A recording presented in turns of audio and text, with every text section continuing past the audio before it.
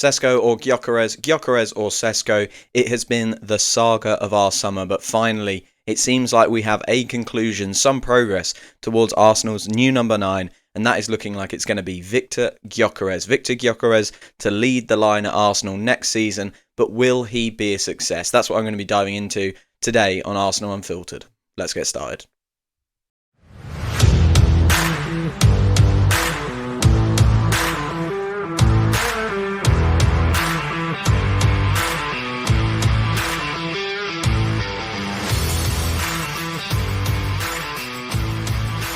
Hello and welcome back to another episode of Arsenal Unfiltered, your 3 times a week dose of Arsenal coverage with me, your host Mark. If you have grown tired with the mainstream media coverage of your club, you are in the right place. This is Arsenal chat with Arsenal fans by people who love and know the club, so welcome, so glad to have you here. Before we get into the topic you just heard at the start, the topic is, will Victor Gyokeres be a success at Arsenal? I just want to say welcome to everyone who's joining from around the world. We've had people join from Indonesia, and we've had people kind of listening from all around the world, which over the summer break is really appreciated by me. It's a tougher time to make podcasts, and I really appreciate people continuing to tune in and listen to my opinions about how the summer is going and how I think some of the signings might be a success or not be a success. So really appreciate that. What I'd say is, if you have enjoyed any of these summer episodes, come and find me on Blue Sky. Follow me, reach out. It's Arsenal-Unfiltered at bluesky.social.com. And yeah, I'm really enjoying posting on Blue Sky, and I would love to connect with any listeners who have any feedback on the show or who just want to chat Arsenal with me. Please go and follow me on there. That's our main social media account, so that's where you can find a little bit of extra content from me. A final admin thing. This weekend just gone, we tried to record a YouTube video. Everything that could have gone wrong went wrong. You got an audio version of it, which we were able to release, but unfortunately the audio on that was pretty bad. The video failed entirely, so there's nothing on YouTube around that one, which is a real shame because I thought it was a good piece of content. But we live and we learn, and I will continue to try and bring YouTube content out over the coming weeks. So yeah, that's coming up, as well as the audio only, which is 3 times a week. Let's get started then. So Victor Gyokeres, let's start with the reporting, and Sami Mokbel at the BBC is a very reliable reporter, so I'm going to read his report. We heard this last week, didn't we? That Victor Gyokeres, the personal terms are basically all agreed. We've also heard since now that it's looking to be around a £70 million fee. We don't know the structure of that. I think it's highly likely that there will be a kind of 50 to 55 million pound fee up front, and then kind of add-ons and bonuses that take it up to 70 million pounds. The contract seems very simple. Victor Gyokeres is pushing to join Arsenal. It's been reported that he's kind of leaving a €2 million bonus on the table to sweeten the deal for Sporting, and almost saying, if you let me go, you don't have to pay me this, okay? Which is really interesting. And it sounds as well from Sami Mokbel's report that Andrea Berta has been out to Portugal and is really negotiating this fee quite hard. It really has, in the last week, felt like a huge shift away from Sesko, from Victor Gyokeres. And I'm gonna just quickly talk about that, because I have been Team Sesko, if there are teams at the moment. And I've always felt that was the player that Arsenal wanted, and it was the player that I wanted as well, because I have worries about Gyokeres, which we will talk about later in this episode, about his adaptation to the Premier League. But I really do like that Arsenal are not going to be held to ransom by RB Leipzig, because whilst I am Team Sesko, and lots of people are Team Sesko, I think from the reports and the suggestions, Mikel Arteta was Team Sesko. Victor Gyokeres is not going to be a bad addition for Arsenal. You know, this is a kind of, do you want £1 million or 995,000 quid? You know, it's a really small difference, I think, in terms of how good the player will be. They are different players, slightly different styles, slightly different kind of profiles in terms of age and squad fit, I guess is the best way of putting it. But for me, both were really high level, high caliber signings that I would have really, really loved to come and play at Arsenal. So it looks like we're going to get Victor Gyokeres, and it sounds like it's because we're not being held to ransom to Leipzig's frankly ridiculous demands. I think Sesko's a really good player, and I think he is going to go and be a really good player. But what he has done so far does not kind of, for me, warrant a £90 million price tag, which is apparently what Leipzig are holding out for. Now, my one worry is that Leipzig will have to, at some point, whether it's this summer or next summer, they will have to kind of become a bit more lenient on that. And where he goes, it might be that he's available for 90 million this summer, but 60 million next summer. And if he went off to another club and did really, really well, especially a Premier League club, and we only got a few seasons out of Victor Gyokeres, I'd feel kind of shortchanged and a little bit upset about that, because I do think Sesko's potential is really, really high. But you've got to remember, we need to win now, and timing and all of that sort of stuff is so important. If it turns out that we would have to wait another year to get Sesko for a reasonable price, I don't want to do that. And I understand why you'd go and you'd look at Victor Gyokeres and say that is a chance we're willing to take at the price that he's available for, So I think that 20 million difference in the two players, they're not. I don't favour Sesko in sort of the value of £20 million more, I guess is what I'm saying. But we shouldn't be talking about Sesko. We should be talking about whether Gyokeres will be a success at Arsenal. So I've got 3 points for that argument as to why he will be a success, and then a couple of points against. And then I want to talk at the end about what would be a good season for Victor Gyokeres. So let's start with the one that I think is most exciting about Victor Gyokeres, and that is his running and his directness. If you watch any clips of Victor Gyokeres, he is so determined to get to the goal, and he is so determined to put the opposition defence under a lot of pressure. He is an out-and-out number 9. It's been a long time since we had an out-and-out number 9, and we've seen Gabriel Jesus and Kai Havertz and Mikel Merino to an extent as well. This season just gone, right? We have seen them play a really critical role in our build-up and do lots and lots of extra stuff for us that we value and is useful to players like Bukayo Saka and Martin Odegaard, especially with Kai Havertz there. He likes to go and support those guys. Who wouldn't? You get a lot of supply from those two.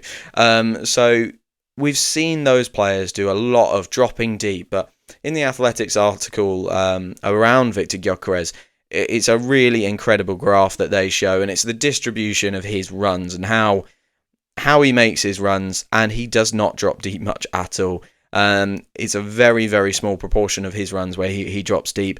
He really likes to run in behind, which is just something that we've not had in such a long time at Arsenal. We have not had a player who regularly just goes, I'm going to run in behind, in the number 9 spot.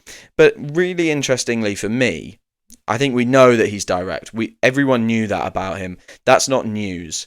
We knew that he likes to exploit space in behind defences. What's really interesting for me is how often he runs wide, and I watched some clips of him yesterday, and for a big guy, he is not adverse to running into those lateral spaces, and the Athletic report this as well, nearly as many lateral runs as there are runs in behind. He does not mind getting in behind a fullback and exposing that spot.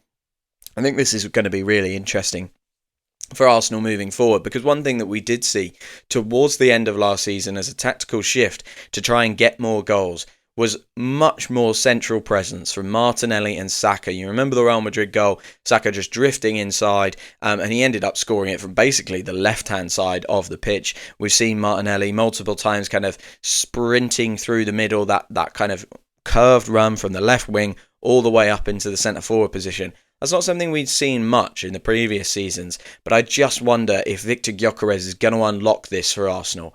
Because if he's running into those spaces behind the fullback, Martinelli and Saka are going to have to pick their head up and go, okay, well, where is the space?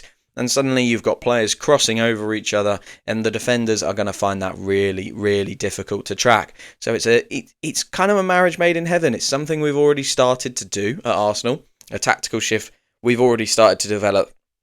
And a player who might enhance that even more. His lateral runs and runs in behind fullbacks will take the space that Saka and Martinelli would normally run into.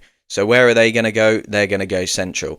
So we've got a real nice mix there of, yes, Gyokeres can run in behind centrally, but he does not mind peeling off and pulling off a curved run, which will give other players spots to go centrally. And of course, we've got Declan Rice as well, who has really started to add that to his game. I still think Declan Rice's finishing needs some work, but he is picking up some really, really good positions, and he could add that to his game even more this year. His finishing numbers continue to grow. I mentioned it before, but we have not had an out-and-out number 9, I should say, since Pierre-Emerick Aubameyang. And that's really interesting for me because we look at our centre forward at Arsenal and we value, as I said before, we value how much other stuff they do. When Gabriel Jesus first burst into the team, we were like, wow, look at his movement. Look at how he drops deep and brings others into play. Look at how he holds the ball up for us for someone who's not huge. Look at how he does that. And Kai Havertz is a very similar story.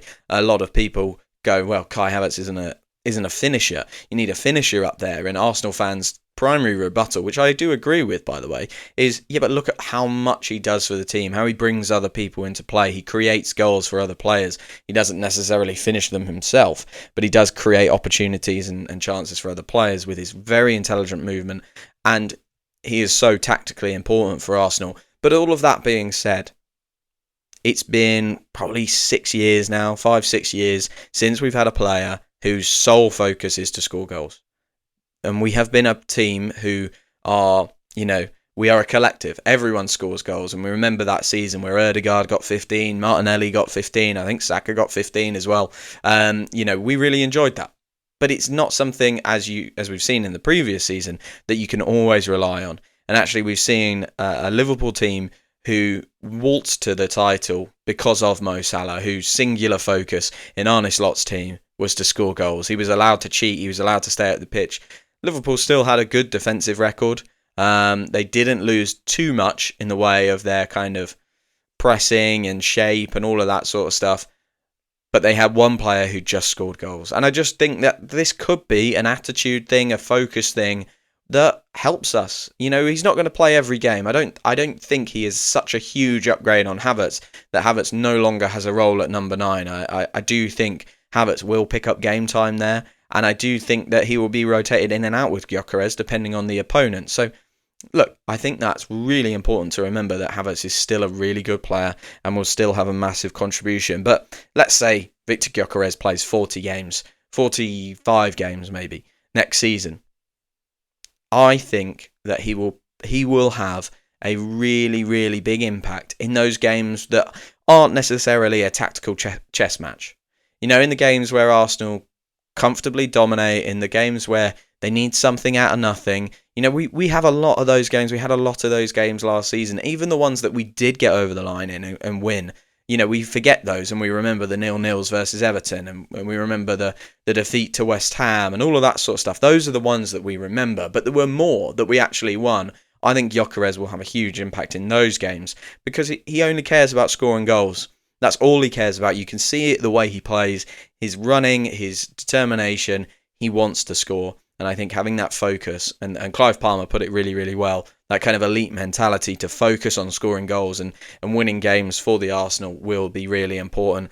Then, of course, the major one, why we are signing him, is the finishing. He kicks the ball really, really hard at the goal. He gets shots off early before the goalkeeper is able to set themselves. I think that's something we've really struggled with this season. I think of Martin Ødegaard so much in this scenario where he kind of delays his shots a lot.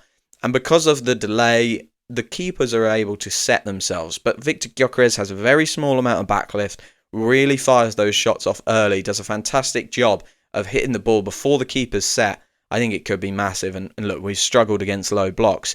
If Victor Gyokeres is firing through those low blocks before the goalkeeper's set, we have a massive, massive chance of scoring more goals in those games and getting more wins. So that's the case for him. I'm going to take a very, very quick break. And when I come back, we will discuss some of the reasons why this transfer might not be a success at Arsenal.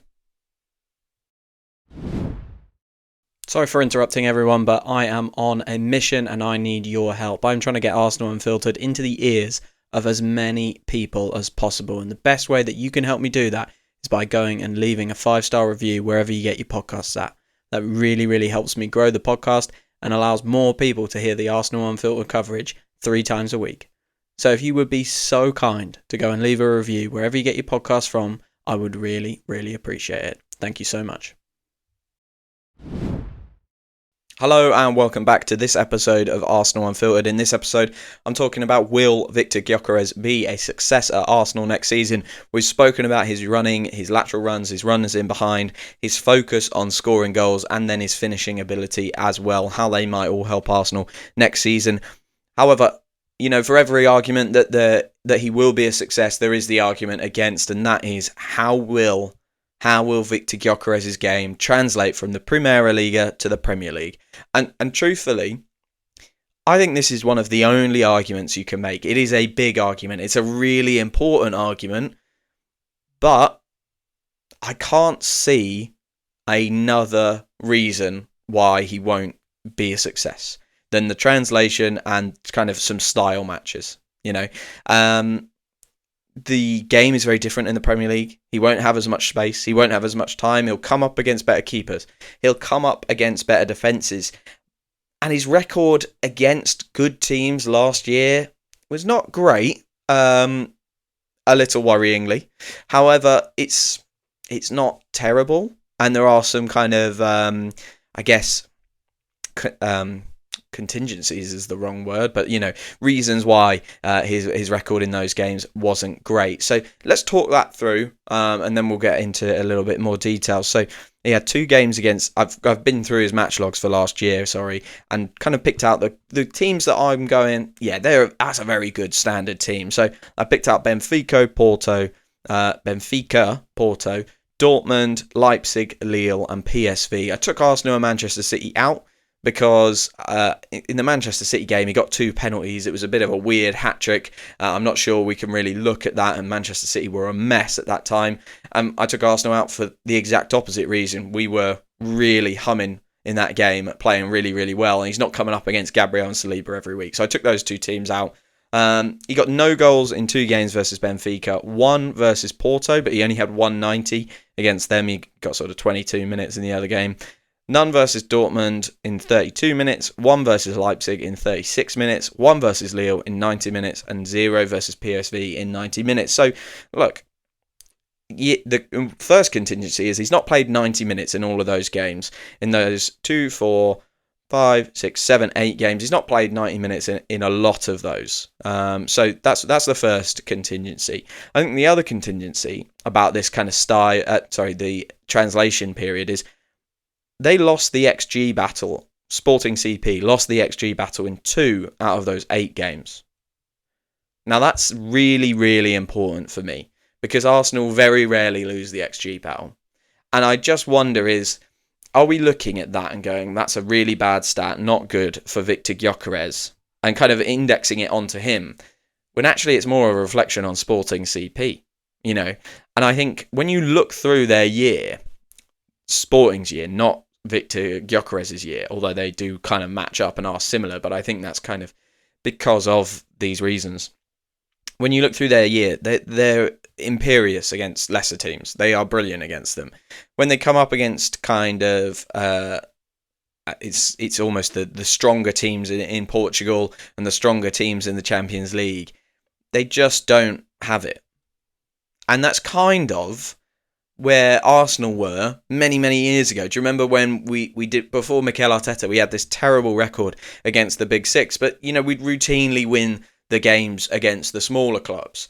And it would be pretty easy. We could just never buy a win against Liverpool, Manchester City, Manchester United, and that's what kept us back. Now it's flipped. We have a very good record against the top 6. I think, if you look back over the last 2-3 seasons, we're probably the best in that top 6 mini league. But we struggle against some of the lower teams with the low blocks and stuff like that. So I think we're kind of imparting or overlaying Sporting struggles onto Victor Gyokeres a little bit there. 2 out of 8 games, they didn't win the XG battle in that. So yes, it's really important that we are looking and questioning, will Victor Gyokeres settle well? But actually in a team where he's got more dominance, where they're higher up the pitch all the time and creating chance after chance and shooting opportunity after shooting opportunity, will that still be the case? I don't know, because his finishing is extremely good. is extremely good. And I think there are scenarios where you can say, actually, it didn't matter what goalkeeper was in the net there, whether it was against, Estoril in the Portuguese league, or it was against prime Gianluigi Buffon. It doesn't matter who was in goal. That goal was going in from Victor Gyokeres. That shot was going in from him. So, look, I think it's really important that we remember, yes, Victor Gyokeres struggles against the big teams, but so does Sporting. And their results are not great. So maybe it's kind of more of a collective issue than a Victor Gyokeres specific problem. If he comes to Arsenal, he's going to be in games where we win the XG battle far more. He's going to have far more shooting opportunities. The one thing he's going to have to face a lot more is the low block, and he's going to have a lot less room to run into. Now, my counter to this would be, actually, is that always the case? Because when you watch Victor Gyokeres run into space, it is very, very usually in a quick transition from the Sporting CP third or the Sporting CP half, and then over or round the opposition defence into space, a quick transition and a counter-attack. That's not something Arsenal do a whole lot. And we have changed from Thomas Partey to Martin Zubimendi in the 6. And if we're going to introduce a player who will run in behind, and will do that very, very quickly, and will create more space for Bukayo Saka and Gabriel Martinelli by doing that, will we see more of that from Arsenal? We always think about, Arsenal don't have much space, but is that part of a product of slow build-up play?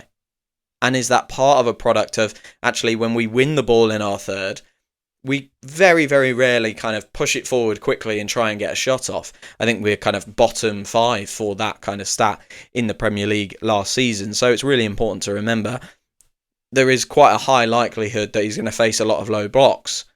But also, he's got the ability to improve us in transition that might mean those low blocks are neutralised a bit earlier in games, and we score earlier in games so teams can't sink into low blocks. They have to come and play us. So look, yes, I think there is a really good reason to be concerned about the translation from the Primera Liga to the Premier League. And there's really good reason to be concerned about, yes, Victor Gyokeres scores a lot of goals running in behind. But also, we've got to remember that these things will change. He will change the style. Martin Zubimendi will change the style. He will subtly tweak how we play. And also, Sporting just generally struggle against the big teams. It might not be a Victor Gyokeres problem. So what would be a good season for Victor Gyokeres? Well, Kai Havertz had 15 in 41 last year. If he hadn't got injured, I think he would have been just under 20, the rate he was scoring at. Gyokeres has to do better than that. So I'm saying, for a first season, I'm saying somewhere between 19 and 23 goals is a good season for Victor Gyokeres. Plus, of course, the usual handful of assists that you'd expect from a player in that position, surrounded by the likes of Bukayo Saka and Gabriel Martinelli. He has to come in and hit the ground running. He has to come in and score plenty of goals. He's not going to score the 50-odd that he scored in Portugal this season. It's just not going to happen. But if he scores 19 to 23 goals and Kai Havertz, still gets a good chunk of minutes, some from number 9 and some from midfield, we bring kind of Bukayo Saka, we bring, probably harsh to say it about Bukayo Saka, but Bukayo Saka stays fit. Martin Odegaard and Martinelli they get a bit more space because Gyokeres is there, and they add a few more goals. I think Arsenal can go very, very close to winning the league with this player up front, but he has to be the catalyst for that. He has to do a really good job, and I think 19 to 23 goals would be a very, very good season. I always think if a striker is above 20 goals, they have kind of done their job. And in an elite team, you want to see them stretching towards 25. Then they've really done a very, very good job. These kind of 40, 50 goal seasons that we've seen since Messi, broke football, and players like Victor Gyokeres and Haaland have torn up individual leagues. They are the outliers. You are not going to go and buy those players. And I don't believe Victor Gyokeres is one of those players. He's obviously done it in the Primera Liga, but can he do it in the Premier League? I think he will score enough goals for Arsenal. I don't think he will score an eye-watering number of goals, and that's where I'm at. So if he gets 19 to 23, I'll be more than happy, and it will be on the other players to continue to step up and add goals to their games as well, in the space that Victor Gyokeres creates. So to sum up, will Victor Gyokeres be a success at Arsenal? I think he will. I think he will. I think the worries that we have about him might be kind of influenced by some other things and overcome by some other tactical changes as well, I guess I should say. And I think the qualities that he's got and the kind of change in focus that he will give our front line is absolutely massive. Guys, thank you so much for listening and following along. Like I said at the start, if you've enjoyed any of these episodes, come find me on Blue Sky. Just search Arsenal Unfiltered on Blue Sky and you will find me. Give me a follow. Reach out with a comment, question, anything that you've got, episode idea, or just a DM and say hello. I would love to chat to everyone who's out there listening. And Blue Sky is a really, really great place for the football community. The Arsenal community on there is very, very strong. Lots of lovely people on there. So make sure you get yourself a Blue Sky account and come and follow me on there. Have a chat. Would love to speak to you and meet you all. I'm going to leave it there, guys. Thank you so much for following. Thank you for listening. And I'll speak to you very, very soon.